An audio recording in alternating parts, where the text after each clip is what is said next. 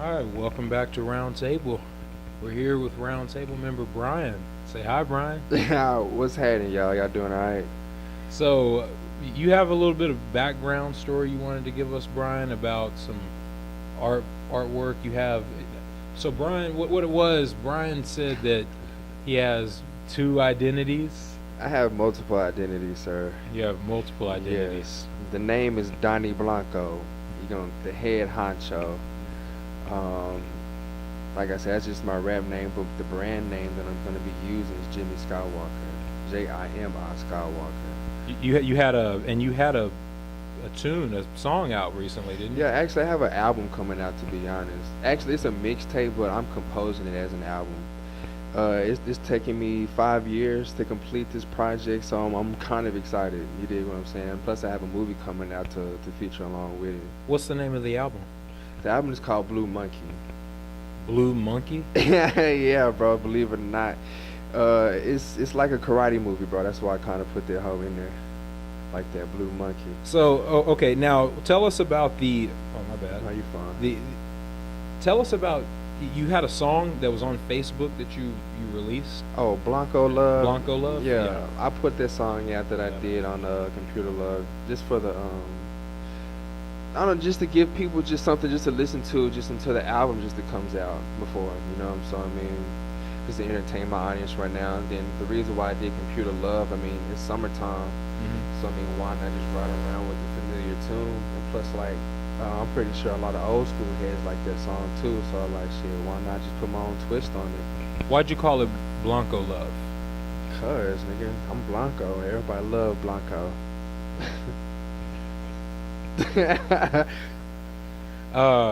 Okay. Okay, so your album is titled Blue Monkey. You got a hit, a new hit, Blanco Love. Now, when's the album come out? Actually, there's no an exact release date just yet, but I'm aiming late September, early October. That's just for right now. Like Blue Monkey's supposed to come out last year, but during the technical difficulties, we had to push it back some. But all the recording is done. I'm just going into the studio today, actually, just to go ahead and just clear everything out. So, what was the inspiration for Blue Monkey? The inspiration just comes from just the journey through life, to be honest. Like I said, it's a karate movie, so I'm basically portraying like my life within the 5 years that I composed this music. You dig what I'm saying? To portray like the trials and tribulations that I went through at that time, all the breakups, all the sex, you know what I'm saying, the weed. You dig what I'm saying? Just growing up into the man that I am today. So basically, it's like Blue Monkey, just like what I am today, just the shit that I've been through. Nice. Now, you also mentioned that you have a film that you're working on, like a little independent film. Yeah, it is. Two music videos composed into one story. I'm calling it Grab and Go, ironically enough, because I mean, it was an EP that I did by that title. So like, I'm using two songs from that, turning them into a nice little movie. Wow. Yeah, man, I've been working, bro. It blew me. It blew me like just.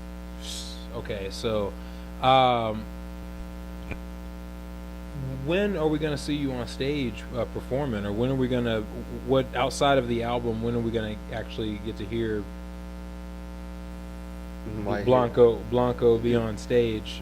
So clearly, the homie want to hear some more Blanco. So some shows. Honestly, I got some things set up at a couple bars down there in Deep Ellum. I've been talking to the DJs and the owners, and they told me it's okay for me to come up there and perform. So I just have to have all my music ready and just to go up there and just to go ahead and just talk to them and say, let's do the damn thing. Really, I already got the green light, so Right. I just need my music, and I got my music. So the time is now. Tell the truth. All right. Well, Brian, we brought you on because we wanted to have a conversation about Senator Cory Booker's live video posting recently. He wrote a bill. He himself said that he doesn't think it's going to pass, but he wrote a bill about descheduling marijuana from the Controlled Substances Act. It's called the Marijuana Justice Act, Mm-hmm. and well, descheduling marijuana is just one part of it, and he talks a lot. And I mean, as we saw earlier, he talks a lot about how the war on drugs ultimately affects the poor people, and so it inadvertently affects minorities and the demographics that stay in the poor communities. And it's not just important to deschedule marijuana, it's important to pay attention to the areas that have been affected by the war on drugs, Right. and start refunding their communities, or at least recycling the funds into something that's like more productive. And I wanted to get your take on that as someone, you know, who's experienced, you know, issues with the war on drugs. Well, I mean, honestly, through criminalizing marijuana, I mean, that's kind of like an obvious point, you know what I'm saying? Because, I mean, honestly, weed never hurt anybody. But it's taken a lot out of, should I say, out of context just for some odd reason. And a lot of people just getting hurt, and especially just within the communities, because, I mean, after we get out of jail, sort of say if I just be put behind jail, like behind bars, you dig what I'm saying? But behind, I guess, like what, a quarter, 7 grams or whatever. And it's like I'm trying to get a job, and it's like I can't get a job because a lot of people looking at me. It's like, oh fuck, he got a misdemeanor behind drugs. You dig what I'm saying? Quote unquote, with an amount, with an intent to sell. Because honestly, the laws can just be twisted in any kind of ways. You dig what I'm saying? So unless you just don't know them. What do you mean by it can be twisted in any kind of ways? Because honestly, if you don't know the law, then anybody can present you with the situation. You have no choice but to believe it if you don't know it. So I mean, it's very important just to know the laws and everything that you have going on, because we basically kind of like feed off of just what we just been told, unfortunately enough. Well, I mean, just in getting a background from you on it, like how does it make you feel that, like, with descheduling marijuana, we know that will take it off the Controlled Substances Act, so companies can no longer piss test you. That's So like super dope. that opens up the gate at that point, I assume. Yeah, definitely, especially with smoking sativas, because I mean, I'm a huge sativa advocate. You Love dig what I'm sativa, saying? by the way. Yeah, it gets me going in the morning. You know what I'm saying? Gets me going to work and shit. But like I said, it's just an up-tempo type of aroma that you're just experiencing. So I mean, you get a lot of stuff done. I mean, shit, especially at work, because I mean, work is stressful. Everybody hates stress, so why not take down the stress with the sativa marijuana? Well, so how do you feel ultimately, like, if we get away from the bill? Okay, I believe that it's going to take people with courage, like Senator Booker, to step up and speak for not just people in your situation, but like also the veteran community, like making sure that you know, that they're the same issue. We talked off camera before about how the same issues happen to veterans in Texas, the same issues happen to veterans on the street, and you know, we're talking about marijuana here. It's like, why? Yeah. And so I just wanted to get your take on, like, where we're at currently with marijuana. You know, we have a special session currently going, and there is a medical, I forget which one it is, I'll look it up here. We have a bill currently in the special session with Texas trying to push for a medical program, and I just want to get your take on just the way the war on drugs is affecting Texas.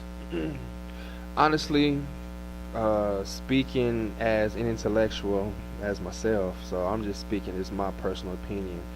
I feel as if Texas should go ahead and hop on this bandwagon. Reason being because right now it's a cash crop. Cotton used to be like the biggest cash crop back in the day, so why not just go ahead and manifest that off of marijuana?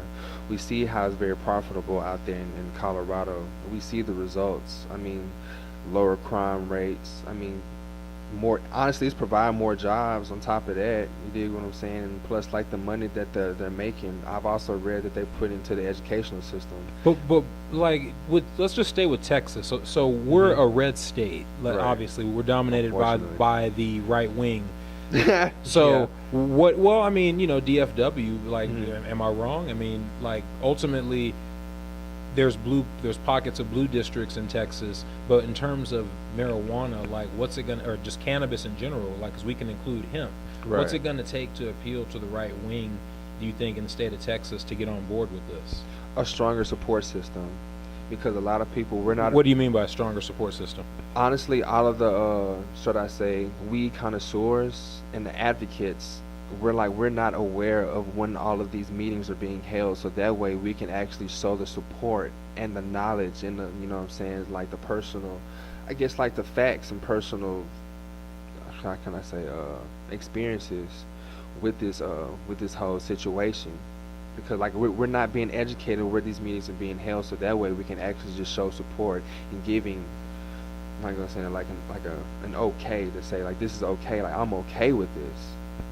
But I mean, like, we were talking about it earlier. You know, the Dallas Cowboys defense last season was just completely erased because of failures on drug tests.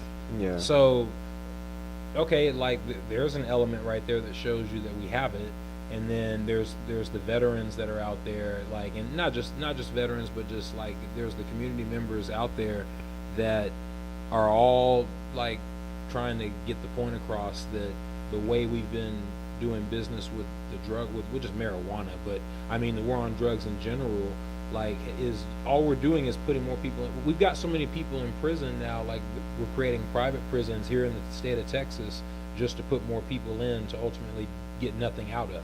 Yeah, because the whole reason, like, a lot of these people just in jail, like you said, just like for the war on drugs, which is like totally absurd, because like once these people get out, they really can't get no job because of the reason why they're in jail, why they went to jail. So whenever these people try to come out, live their life right, they ain't got no choice but to go back to that same mentality.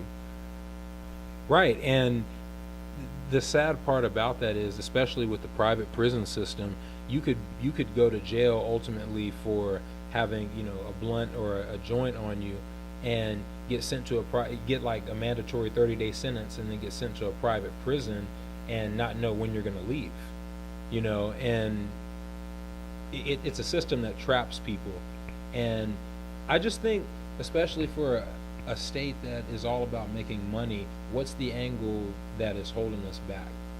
You know what I mean? I know you don't know specific. Well, I mean, the angle, I feel like my theory is the angle that it's the older generation that's still trying to just to keep everything the same. the same by what As do you far mean as by like that? a lot of people just not really acceptable to change. A lot of people still don't want to change. A lot of people still want to be in that same mindset they were in probably like what 50 years ago, 50, 60 years ago. A lot of those people are still alive, and they still like have power. Like those are the ones I feel as if are still like in offices or still making these rules. So I feel like once they die down, you know what I'm saying, then we can actually start making a change, and actually everybody else will start coming together and start making sense and start making a positive movement towards togetherness, unity. Okay, and now I'm curious, do you think there's a racial element, you know, or an element of discrimination that is connected with like the current drug laws in Texas? Yes. Okay, why do you feel that way? Because I'm a prime example myself. Please explain. Well, for one, it sucks to say this, but I got arrested in front of my own house. Four cop cars put up to my house, and I went to jail in front of my own house behind, I think, like 3 grams, if that, probably less than that, of marijuana, sitting in front of my own house. They took me to jail that night. You know, on top of that, they tried to tow my car. Yeah, what do you think about that? Civil asset forfeiture, I think, has now been given the green light. So, But in front of my house, though? well, I mean, I don't think it's right, period. I do believe there were some stories of people who, you know, had the cops break into their apartment or their houses and trash it, and then leave. You know what I mean? Yeah, which is understandable, but I mean, I've grown up. I never had a record. You dig what I'm saying? I never got in any fights back in the hood or anything. So I kind of just always just stayed out the way. So I mean, like when that happened, I'm kind of like, damn, like what the fuck? Like I guess. I mean, yeah, true enough. I'm guilty for like what I had. I'm gonna man up to the whole situation, because you're right. We're still in the red state, so I'm accountable for every action that I made. But a couple of months later on, just to answer that question that you said about the racial divide, and it is. So a couple months after my arrest or whatever, there was this a fair-skinned gentleman, right? It was like late at night, probably like around between the hours of 10:30 and 9 o'clock. Okay. So this random car pulls up, and there's nothing but me and my mother at the house. Okay. So he pulls up. A fair-skinned gentleman stumbles out of his vehicle. So he's staggering. So I'm thinking, okay, well, like this guy looks like either he's on something or he kind of like been too many drinks or whatever, right? So mind yourself. You remember how my house was, right? Had a nice little pathway, nice little pathway to the front door or whatever. So he made his way all the way up to my driveway, my front driveway, and tried to make his way into the little side room that we had where the garage was or whatever. So he tried to make his way in there, then he couldn't get in. Then he tried to make his way into the front door.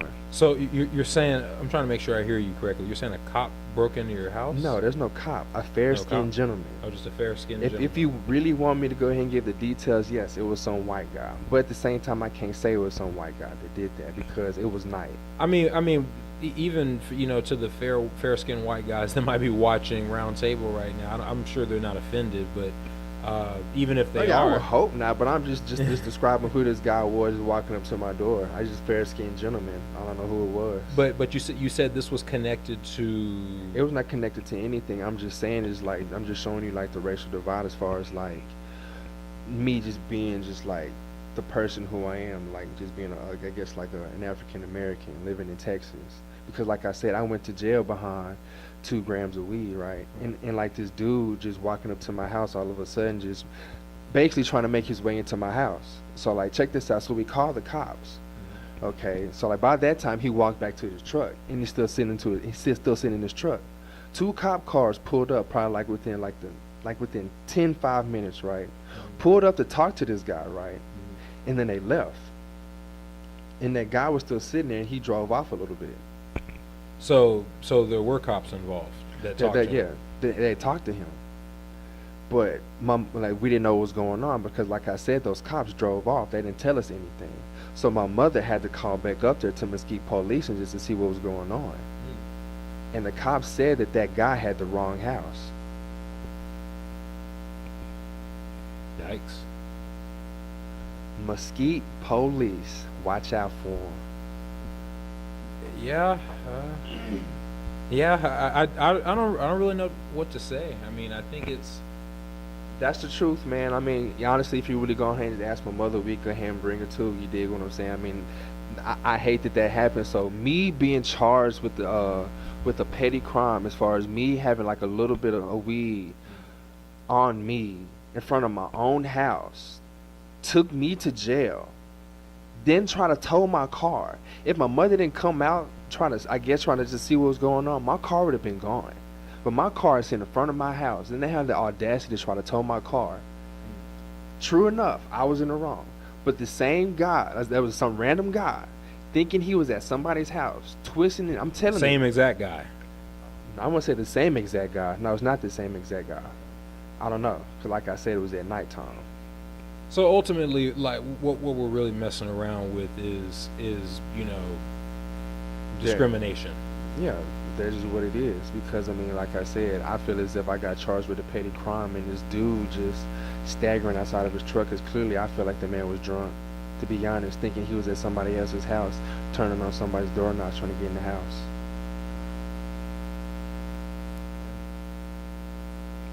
Well, that's make sure all your doors are locked at home if you're listening. And basically, we got criminals out there.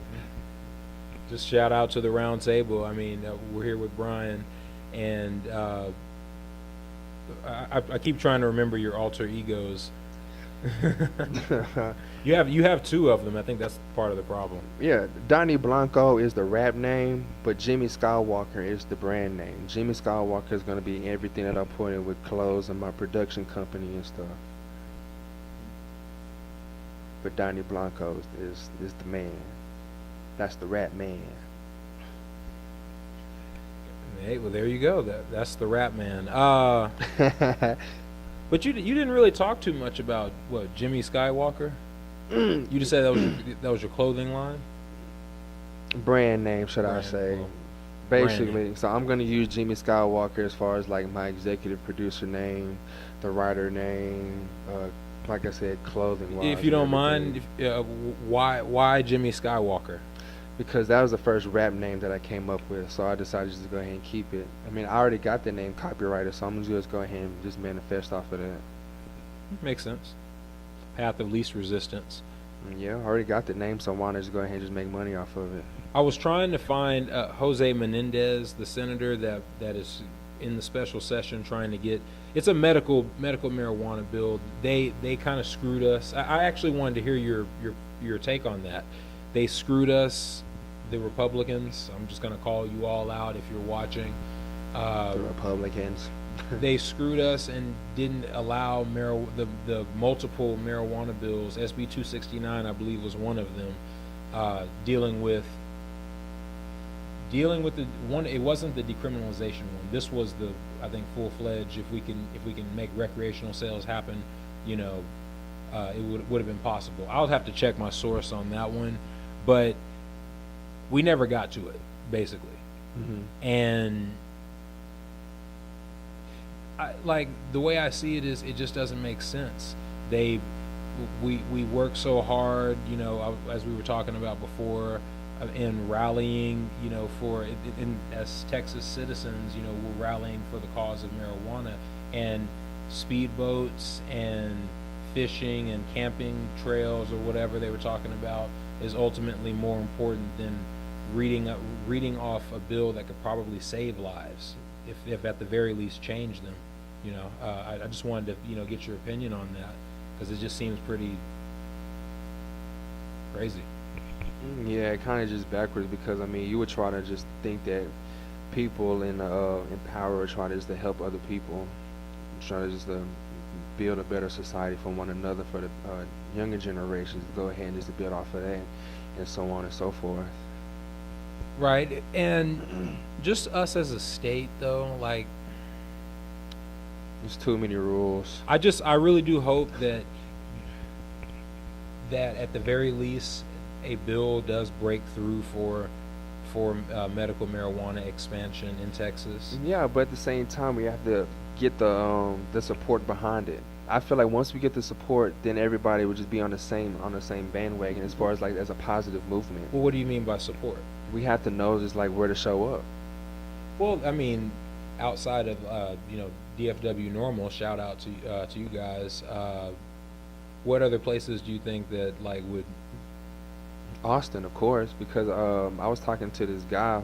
Well, but I mean, I want to get kind of deeper, because for our roundtable members that are watching out there, that, I mean, maybe they're not scared, maybe they're not, you know, maybe they just don't have time because they work all day, 9 to 5, you know how it is. Whatever the reason, how can we get them on board with finding some way to stay connected? Because it's just like the issue with voting. If nobody shows up, or if we just get a low turnout, then what kind of change are we looking for? If anybody just wants progression, everybody just has to be on the same page, I feel like, just to move in one. But at the same time, if you don't want progression, you just can't force it on nobody. So you really just can't say, well, I want weed to be legal, but then not actually trying to put forth in the effort and trying to just to speak about the positivities, and actually just trying to just to support the movement, not just buying like Huff socks with the leaves on it, just walking around with like marijuana t-shirts. But at the same time, I mean, if you're really just trying to make this like a positive change, as a positive movement for it, try to push forward like you say, like decriminalizing for it, then I mean, why not just everybody just kind of like come together just to push forward? Because I feel like we can create more damage as far as like everybody as a group instead of just one person like individually. And I like how you put it. My thing is, at some point we're going to have to break the border, you know, with other races, with other cultures. We got to look past, you know, the racial divide. I think in the state of Texas, in my opinion, I don't know if you agree, but I think it turns into like, oh well, you know, I got, a friend of mine went to jail for smoking marijuana, but, I know another guy, who his friend went to jail, but, it's not on his record or something like that. He just happens to be white, or he somehow found a way to get it removed. Like, I think these little stigmas that relate to race. I mean, and then just to give a bigger background, our first drug czar, was quoted as saying marijuana makes white women promiscuous with black men. And it's like this was I always forget his name when I'm on camera. I really hate that. Can you say that that last part one more time? I'm actually going to pull it up. He said marijuana makes white women promiscuous with black men, and this is who we're taking all of our advice from in terms of crime or at least crime and how it relates to drugs. No, who's this guy? Who said this? I'm trying to find his name right now. Harry Anslinger. That's what it is. Let me Harry Anslinger. Harry J. Anslinger. I'm actually. Let me. Oh, holy shit, man! We were talking about him in my drug class. Yeah, Harry J. Anslinger. Harry Jacob. Yes, Anslinger. I know about the drug gang. Well, and at the same time, the reason I bring that up is because, okay, we got, you're good. We have a white supremacist that ultimately that is representing the government. Now, the government is notorious for having, I mean, this should be no surprise to anybody, but the government is clearly complicit to some extent in our history to having racist leaders. Yeah, because it's like, so we're listening to these people in terms of what's best to run our state and our country. Well, this guy represents the federal government. Man, that dude lived a long time.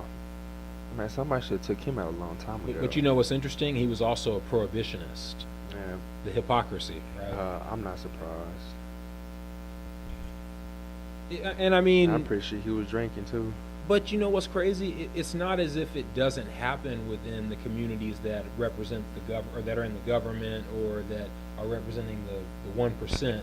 It's more so, in my opinion, that they do it in secret. They know how to do it and not get caught. Like, I don't know if you agree, but like, honestly, it all depends on just who you know and how much money you have. I mean, honestly, if you just want to get to the real, bro, this is what it is. If you have the money, money speaks for everything. I mean, they say money's the root of all evil, so I mean, they really just don't say it just for their health, bro. But I mean, it isn't even so much about that. I think it's more or less because, okay, minorities in America are considered, people or demographics that have less wealth, power and prestige in America. So if we started, if okay, well, just talking about, us, the Africans that came, that were, some cultures were here before Columbus, but, specifically talking about slavery and the slave trade. So they came, we came over, and, or our ancestors, they, were brought over, and a lot of their history, just in terms of in how it relates to America, was tied to racism, was tied to not bigotry, but just just not enough respect for your fellow human beings. And after the Civil War, I guess we got to a point where we became fine, like we're okay with black people joining the military, you know what I mean, or we're okay with treating them as equal, when really that it's like we have an even darker history as time goes on. My thing, in just how it relates to drugs, is have you heard of the vagrancy law? I'm gonna pull it up actually. Vagrancy laws, like, of the limited information I had on it when I learned about it in Texas government, talked a lot about slavery once it was abolished, the Emancipation Proclamation, the Civil War, and all that stuff. It's like, well, now there's no longer an economy in the South. That's what they were. All this open rural land in Texas, all over Louisiana, all over Georgia, all over Alabama. It's like in the Carolinas, it went away. So that hurt the economy in the South. Now some of those same states are now like the most dependent on the federal government to pay their bills, which is very interesting. But with vagrancy law, they talk about how there's anything is a crime basically. Like once you know, like, okay, let's just imagine it's post Civil War, Emancipation Proclamation kicked in, slaves are now free. I think we're right around the time that Abraham Lincoln gets killed, and then now you don't know what to do because all you knew was, you know, slavery. That's all you knew. And so there's no economy there. And then at the end of the day, people who didn't choose to go back onto the plantation and work for a minimum wage, which is what later came, the rest were considered criminals. You know, they, you know, in the, like, I'm reading it right now, in legal terminology, vagrancy refers to the offense of persons who are without visible means of support or domicile while able to work. State laws and municipal ordinances punishing vagrancy often also cover loitering, associating with reputed criminals, prostitution, and drunkenness. But pretty much everything was a crime. You know, that's just the definition of the vagrancy law. Like, that's the hustle, you know? Yeah, People, that's the hustle. you know, people of some cultures go to jail for it, while people of other cultures, you know, they make money off of it. You know what you just did, right? What'd I just do? You started a lot of controversy, son. I mean, I just always like to be objective. And I personally think it's interesting that, you know, we're disproportionately putting people in jail for using marijuana of a certain race. That's what I'm saying, because you just hit it right there on the nail on the coffin, because it all depends on just who you catch with it, to be honest. If you really just wanted just to put a color on a broomstick, then yeah, that is what it is, bro. And I mean, wasn't there a Facebook experiment, or at least a project that was posted on Facebook a while back, 2 or 3 years ago, of 2 concealed carry gun holders for, I believe it's M16s, and one's black, one's white. They both roam the streets by themselves, and they just record what happens. The white guy was approached by police asking, "Why are you holding this fire?" You know, like kind of in that, you know, classy, what are you doing? You know, why do you have a firearm? Let me see your card. You know, but with the black guy, you had about 3 cop cars, probably within a matter of like 2 to 3 seconds in between each other, you know, that are just like positioned with a chopper not too far away, you know, on just one person that has one black guy with a concealed carry license to hold the weapon he has.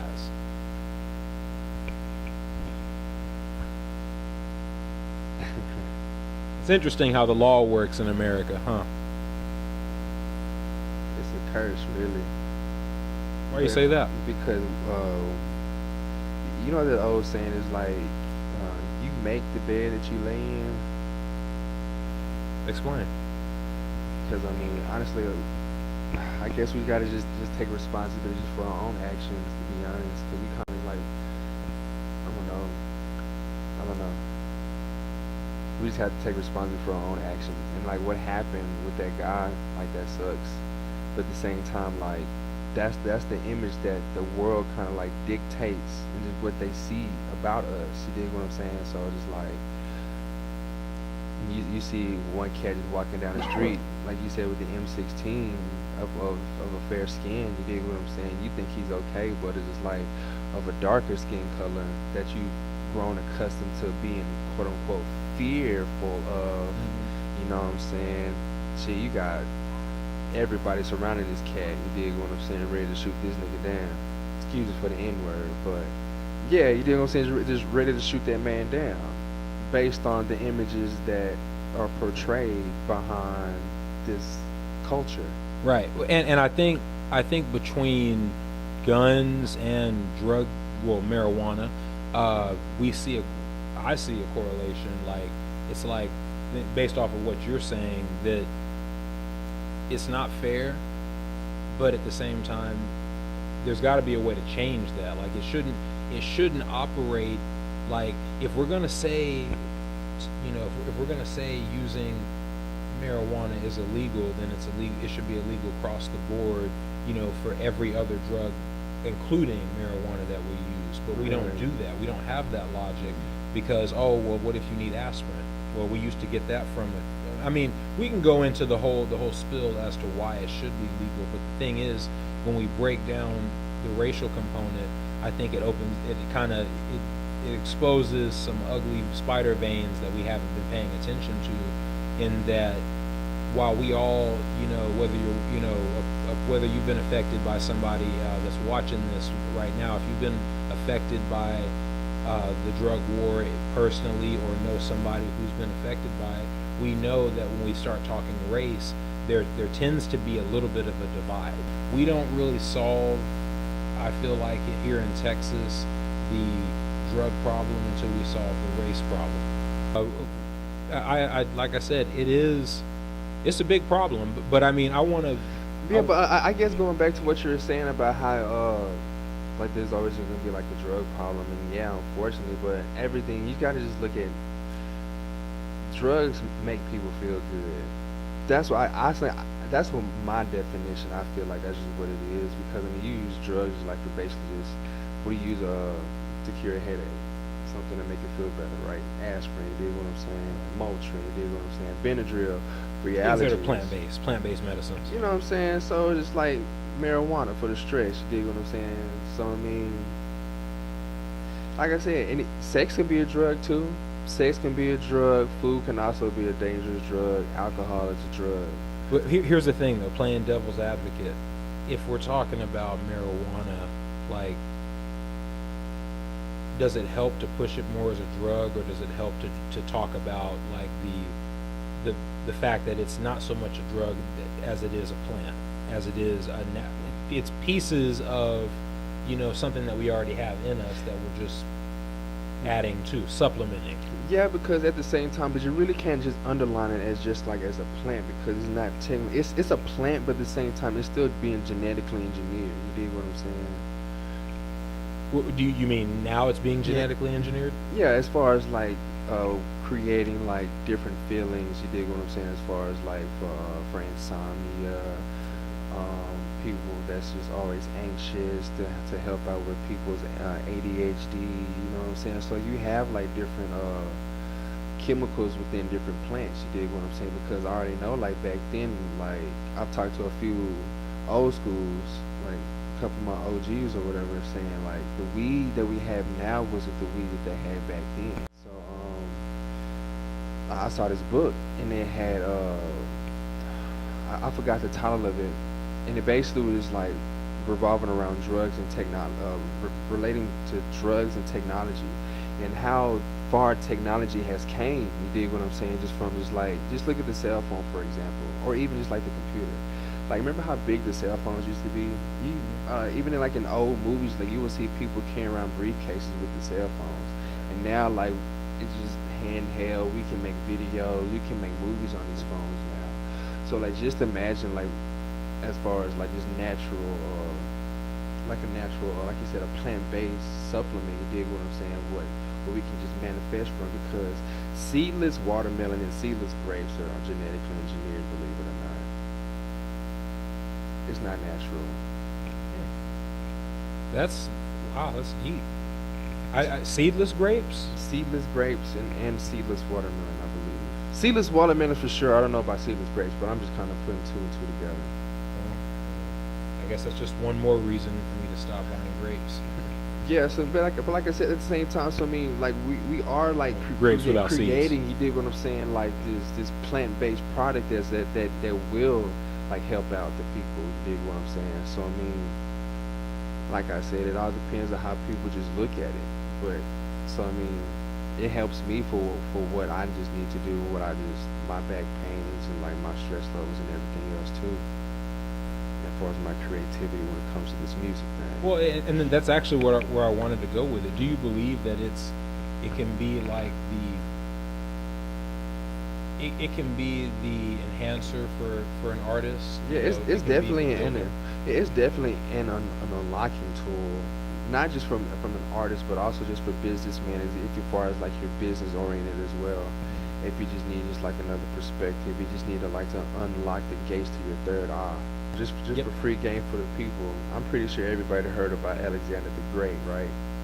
Right. I'm gonna assume we all have. Yeah, I'm assuming, and also believe that Alexander the Great almost took over the world, right? Is that Right. true? Yeah. So, and I heard that he was also smoking weed too.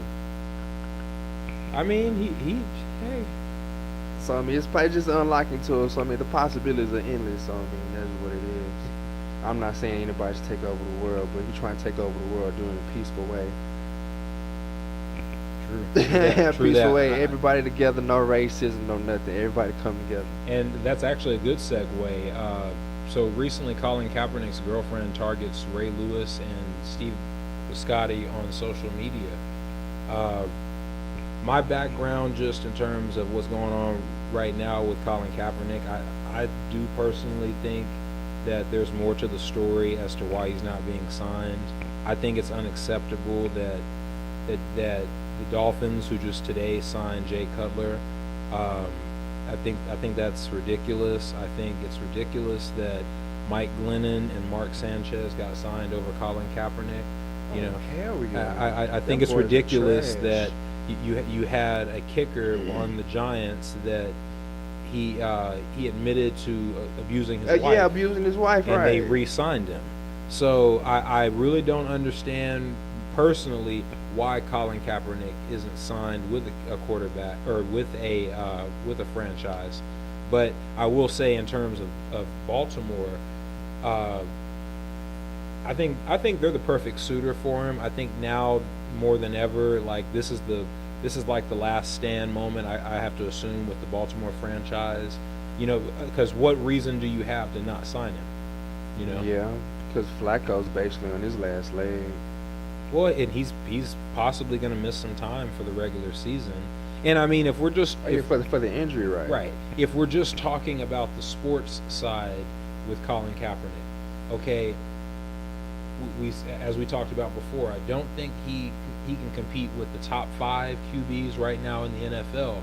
But No. it doesn't mean that he can't start. I think Miami would have been a great fit for him as a quarterback. Now, in terms of Colin Kaepernick, the activist, I think Miami would have probably been the worst thing to happen it would have been of the option between Baltimore and Miami. I think Baltimore is the better option because they understand where he's coming from. Yeah, I see versus I see Miami. exactly where you're going with that, because I mean, there's a lot of tension and a lot of I guess spotlight out there in the city of Miami.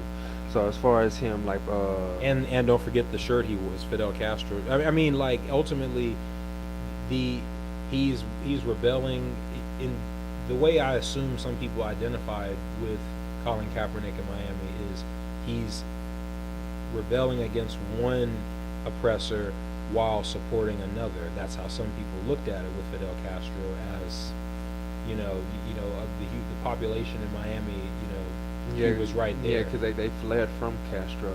So I mean, it does. Yeah, he did trivialize his movement by doing that.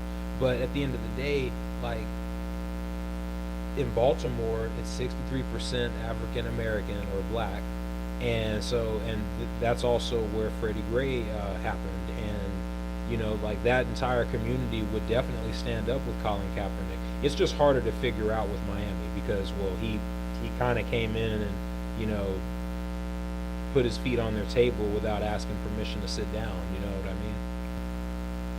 Yeah. Now his girlfriend, like, she's targeting Ray Lewis and Steve. Or she's the owner now of Baltimore. I don't think any part of this make it easier for Colin to get picked up, but I will say that it's ridiculous that he still hasn't been signed yet.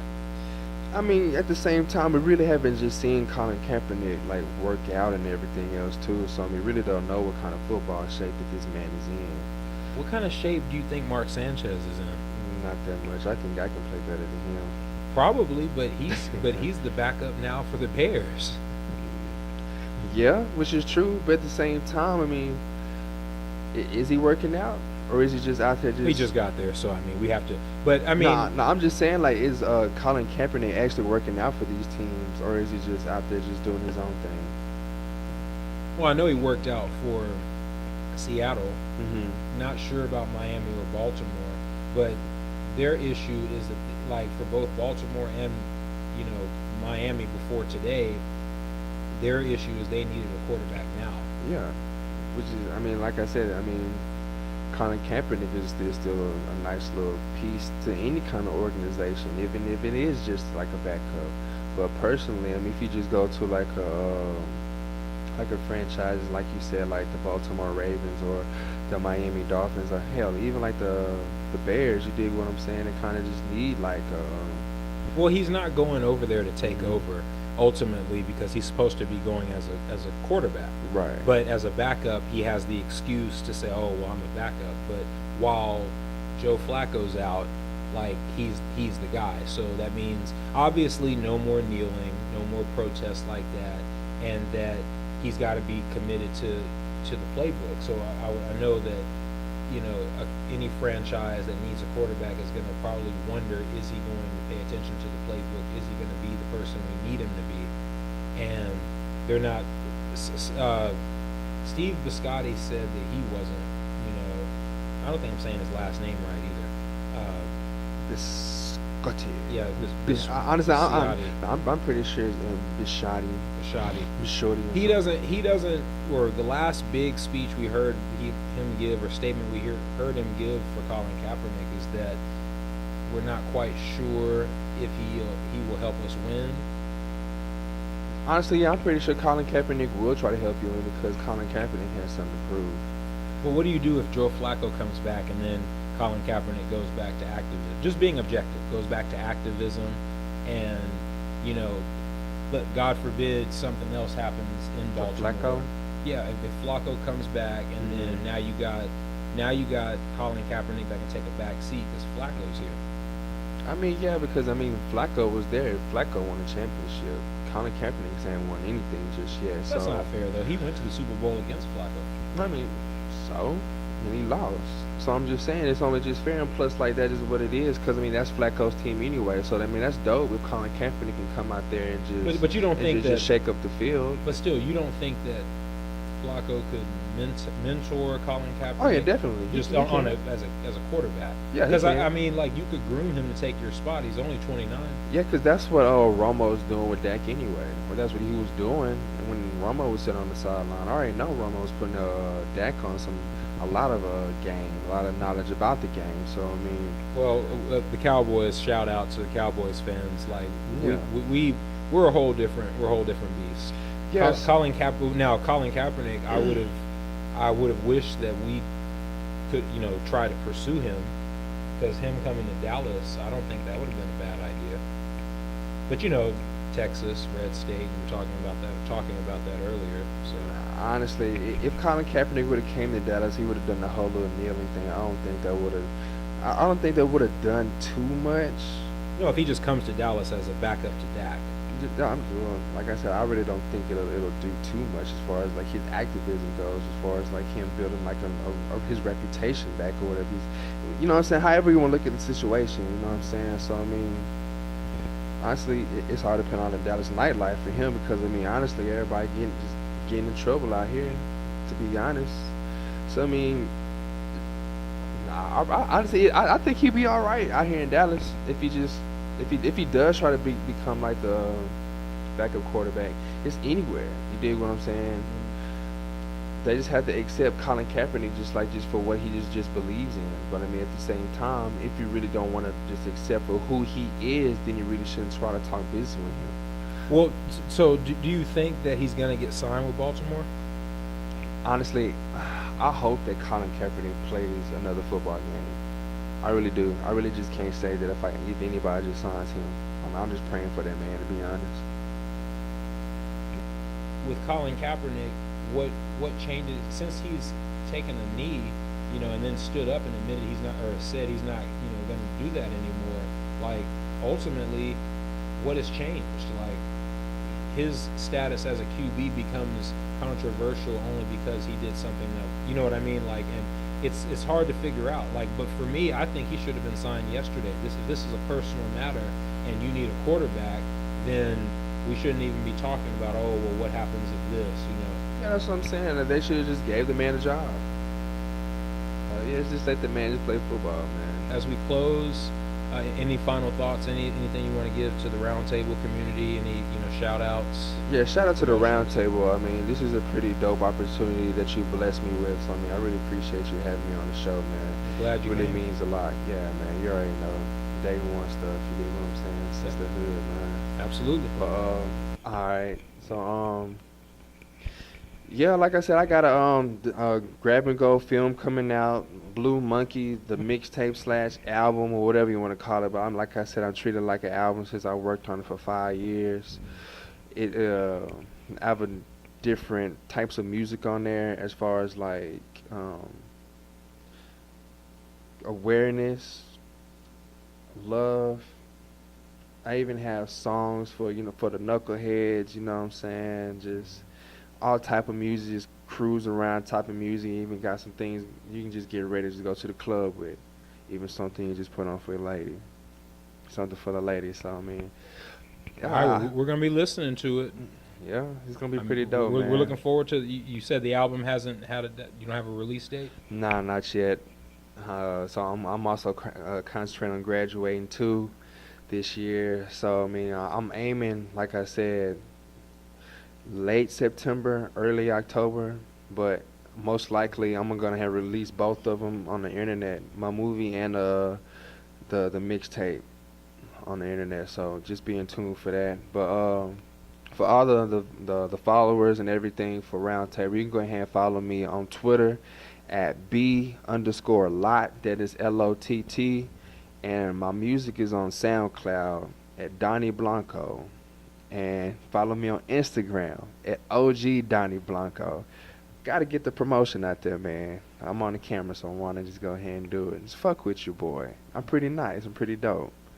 Shout out to Donnie Blanco and Jim Skywalker. Jimmy Skywalker. Jimmy Skywalker. Jimmy. Cool, cool. And thanks Brian for coming on Roundtable, and thanks for having the conversation. And we really do hope that change does happen. With marijuana use, we're fighting for it. I know the both of us. We have our individual paths that we do it on. Yeah, most definitely. But yeah, I definitely appreciate you coming on, and you got to come back. We'll need to, a final word before we cut off. What do you think about the Cowboys this season?